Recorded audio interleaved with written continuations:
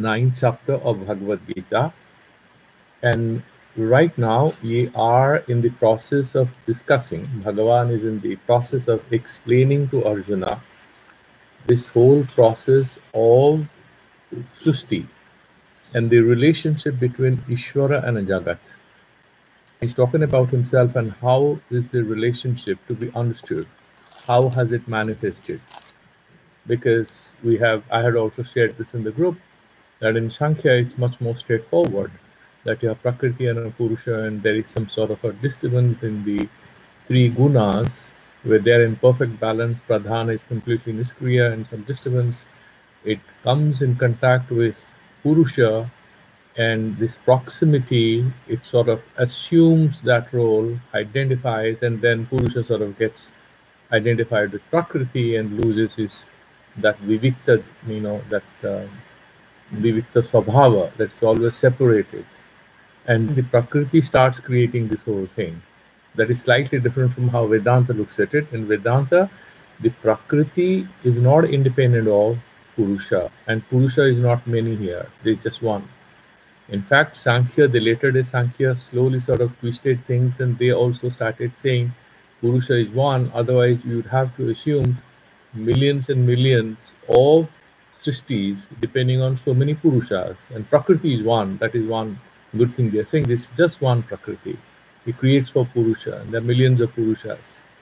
And Prakriti seems to have been given more prominence, and that's how Shankaracharya sort of says that what doesn't have consciousness cannot be a creator, cannot assume agency. So in Vedanta, this Prakriti or Maya sort of appears to be the agency, but this is a kind of a surrogate agency. It doesn't have an independent existence. Whatever happens, happens because there is a kind of a superimposition of this Maya on the Purusha or Brahman.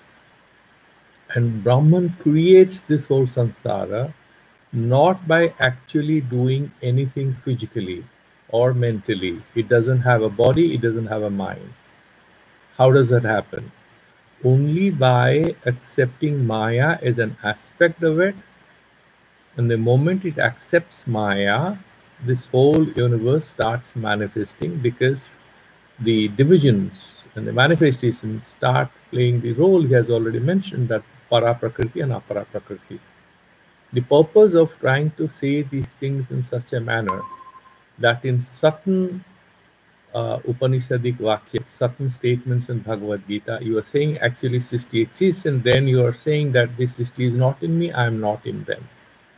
So you have to look at the central message that in Bhagavad Gita, from Shankaracharya's point of view, what it hints at is a sort of assumed existence of this reality.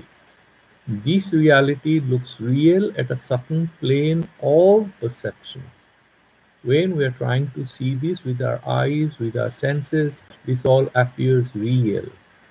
The way we are in deep sleep and we see a dream, it appears real. And that dream, we can also say we have created. We are the creator.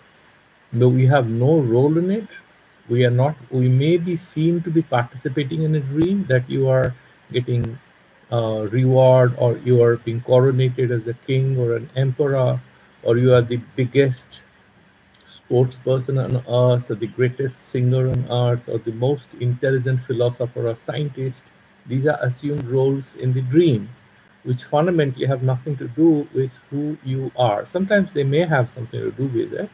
I'm not simplifying it. There are wonderful studies on dreams.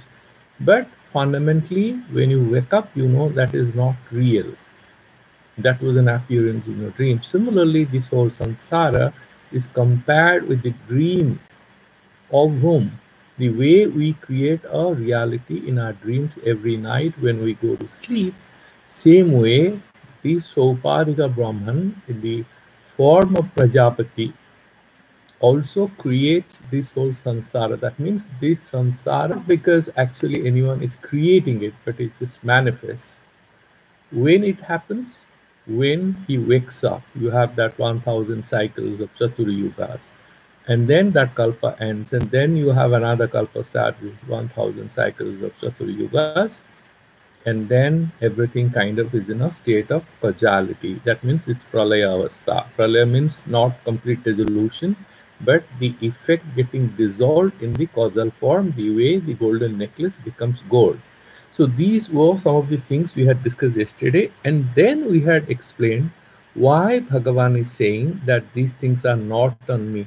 Natamastani bhutani pasyami yogam aishwaram. Bhagavan is essentially trying to explain and help us understand that the way air, which is core, if you look at atmosphere, air is coterminous with space.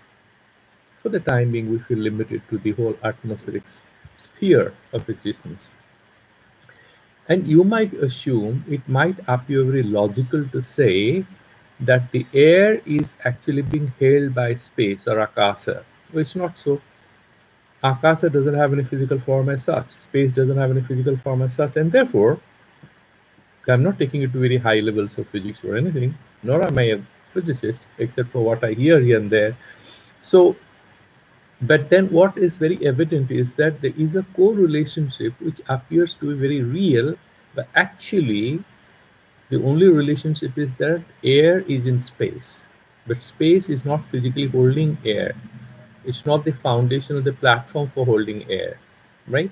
Similarly, the samsara sort of appears to be on a platform called the Brahman or Ishvara, but Ishvara is Nirakara.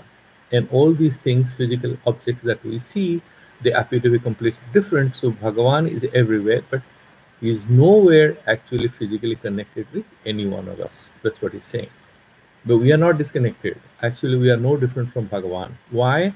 We as a body or anything which sort of comes out and goes back to nature and everything goes back to its origin and finally Ashtadha Prakriti. And if you go take it further and further, of course, we are no different from the ultimate cause. The way the necklace cannot exist without gold, we cannot exist without God because He is the primal cause of all causes. He is the cause of all causes. But at the same time, to understand that he is cause of all causes, but he is neither cause nor effect. How? Like this space, like Akasha. Because we are trying to explain that this Srishti or this whole manifest universe that we see, which appears as something you can touch and feel and see and smell, appears to be very real. But we are saying that it's only an apparent phenomenal reality. If you transcend this and focus on the cause of all this, you will go to a level where this reality will lose its relevance for you. It will appear unreal the way the dream loses its power over you when you wake up. That is what he's trying to say. That was the verse number 7. And in the he in this verse number 7 he explained that how this whole Srishti kind of appears as existing and then becomes non-existent, goes back to its causal form. Sarva bhutani konteya prakritim yanti mamika. All these things that exist, they go back to nature. What is that? That maya, the prakriti, mamikam, which is an aspect of the kalpakshaye punastani kalpado visrujam myaham. And all this again I create. And I have discussed that yesterday that God is actually not creating. It's a Sopadika Brahma Prajapati who is doing it, right? And that Prajapati is what? The same ultimate reality with a name and form. Therefore, Bhagavan is saying it. It's like the Prime Minister says, I have constructed 25 roads. He has not constructed any of these. These 25 roads were constructed by workers and engineers by different departments, and the payments were done by some other people. But he says that I have constructed it. Why? Is the Niyanta. Is the factor who explains, who controls, who guides, who approves everything. Everything happens under his control. So that way he says that I have constructed everything.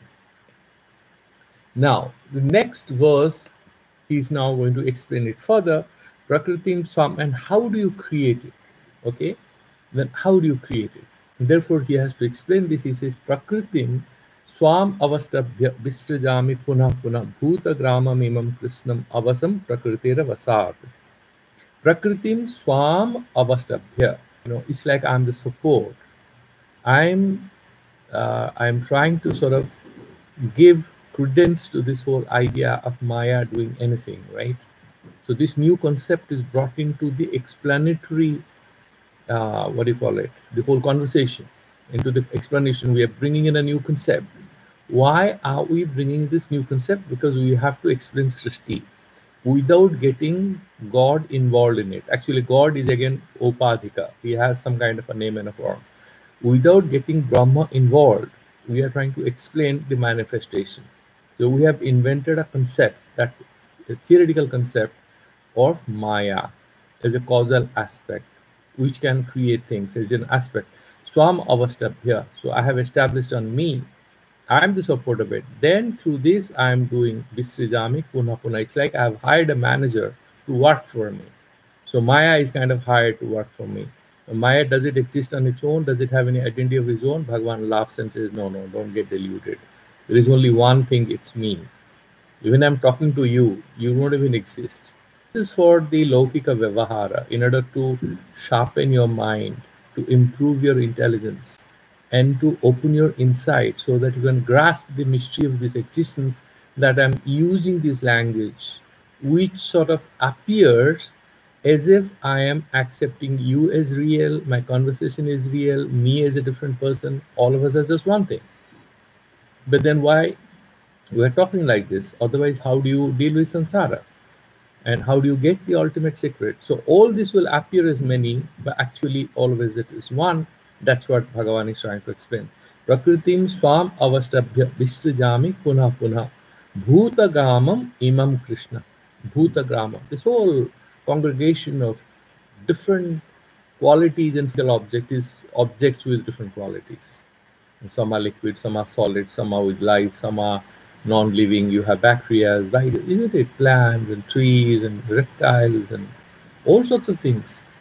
Krishnam Avasam. But these people, how do they sort of appear in different names and forms? And they actually not controlling anything. They are manifesting. They're taking names and forms because of Prakriti, the Swabhava. What is hidden, this sentence out there, is that whole karma theory can be pushed into it without any difficulty.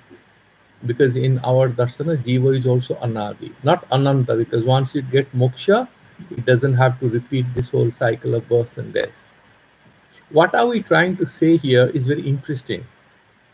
It's like, just imagine you're going on a highway. I'm just telling a story, okay? Just imagine you're going on a highway. It's a very good highway. Now India is having a lot of good highways. But imagine in certain Western countries or in America, you are driving, you are on a highway, and there's nothing here and there. You are driving very fast on your lane, and you can put it in auto gear and you can sleep also. So you are driving very fast. But suddenly, you kind of misread the directions. You couldn't make sense of it. Imagine you didn't have Google Maps, or Google Map, even if it's there, it's now frequently misleading people. A couple of days back, I got misled by it. It was a gap of about 70, 80 kilometers in terms of which destination I was trying to reach.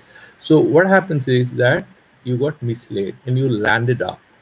Suddenly, you landed up in a place where they're completely different people, and there are kind of criminal elements, or maybe there's a dance bar, there's a liquor bar, there's food and this and that, there's a mall and some event is going on, and you have nothing to do with any of these things. But you also go and then you watch the dance, and you're also clapping, you're listening to music, you're buying certain things and eating and stuff like that going on. And suddenly you look at the watch, you think, oh my God, I have a presentation to make, I have a meeting to attend. How did I land up here? You're getting terribly upset. And the moment then you're saying, but why did I come here? Where was I going? No, I was going to my destination. What is the confusion? How did I land up? And then you realize that when you're looking for the address, you had misspelled your destination. So the Google map had landed you up there. It's not its fault, because you sort of had misspelled the destination. Maybe one vowel here and there, and then suddenly you come out of it and you drive out of it very fast and you leave, and you're trying to somehow reach your destination on time. If you want to make it even more interesting to the story, there's nothing real about it. It's just a tool to understand where we are in this particular conversation on Bhagavan and Jagat, It's a very complicated thing to understand.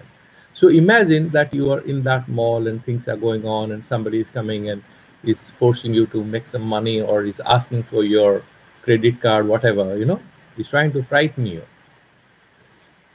Your sleep breaks, and then you say, oh my God, actually I have to drive. I have so many kilometers to go. Or you are actually seeing a dream. This whole samsara, all of this is imagined like that.